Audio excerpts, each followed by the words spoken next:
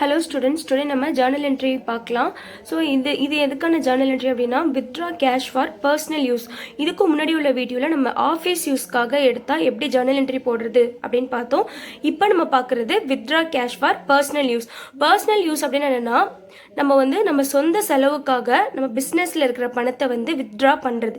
இதே ஆஃபீஸ் யூஸ்னா அந்த பணத்தை எடுத்து நம்ம பிஸ்னஸ்க்கு தான் நம்ம செலவு பண்ணுறோன்னு அர்த்தம். ஓகே, அப்போ நம்ம வேறு மாதிரி ஜேர்னல் என்ட்ரிஸ் போட்டோம். இது பார்த்தீங்க அப்படின்னா பர்சனல் யூஸ்க்காக பிஸ்னஸ்லேருந்து கேஷை வித்ட்ரா பண்ணுறது, வெளியில் எடுக்கிறது. ஓகே, அப்போ இந்த கேஷ் பிஸ்னஸ் பர்பஸ்க்காக செலவு பண்ணுறது கிடையாது, தன்னோட சொந்த செலவுக்காக செலவு பண்ணுறது தான் நம்ம பர்சனல் யூஸ் அப்படின்னு சொல்லுவோம். இதுக்கான ஜேர்னல் என்ட்ரி என்ன அப்படின்னு கேட்டிங்கன்னா drawings account data to cash account. ஏன் drawings அப்படின்னு போடுறோம்னா பர்சனல் யூஸ் அப்படின்னு வந்துட்டாலே நீங்கள் drawings அப்படின்னு தான் போடணும். ஏன் அப்படின்னா நீங்கள் பணத்தை அந்த பிஸ்னஸ்லேருந்து வெளியே எடுத்துட்டீங்க, அந்த பணம் மூலியமாக பிஸ்னஸ்க்கு இனிமேல் எந்த ஒரு கெயினும் வரப்போகிறது இல்லை. ஓகே, ஸோ இதுதான் drawings account data to cash account. இது எந்த அக்கௌண்ட்டில் வருது, கோல்டன் ரூல்ஸில் எப்படி அப்ளை பண்ணுறது அப்படின்னு தான் நம்ம கீழே போட்டிருக்கோம்.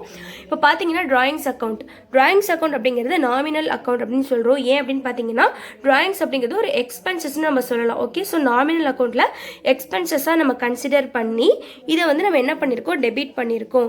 ஓகே, drawings account அப்படிங்கிறது அது ஒரு நாமினல் அக்கௌண்ட். ஏன் அப்படின்னா அது நம்ம எக்ஸ்பென்சஸாக நம்ம கன்சிடர் பண்ணணும். ஸோ இதில் பார்த்தீங்கன்னா நாமினலில் பாருங்கள் debit all expenses and losses அப்படின்னு இருக்கு. ஸோ நம்ம டெபிட் பண்ணியிருக்கோம் எக்ஸ்பென்சஸை, அதாவது drawings-ஐ நம்ம டெபிட் பண்ணியிருக்கோம். அது ஒரு எக்ஸ்பென்சஸாக கன்சிடர் பண்ணி, பிகாஸ் பிஸ்னஸ்லேருந்து அந்த அமௌண்ட் வெளியே போகுது.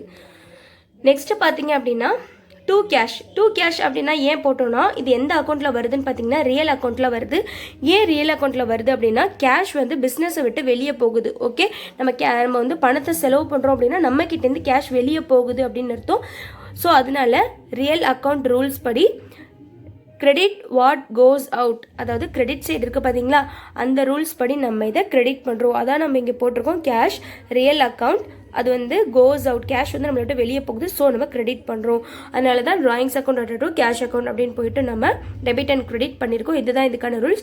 ஓகே ஸ்டூடெண்ட்ஸ், கண்டிப்பாக உங்களுக்கு இது புரிஞ்சுக்கும் நம்புகிறேன். உங்களுக்கு இதில் ஏதாவது டவுட் இருந்துச்சுன்னா கண்டிப்பாக கமெண்ட் பண்ணுங்கள். நம்ம சேனல் ஏதாவது சப்ஸ்கிரைப் பண்ணலன்னா மறக்காமல் சப்ஸ்கிரைப் பண்ணிக்கோங்க. ஸ்டடி ரைடர்ஸ் டவுட் இருந்ததுன்னா கமெண்ட் பண்ணுங்கள், லைக் பண்ணுங்கள், ஷேர் பண்ணுங்கள். தேங்க்யூ.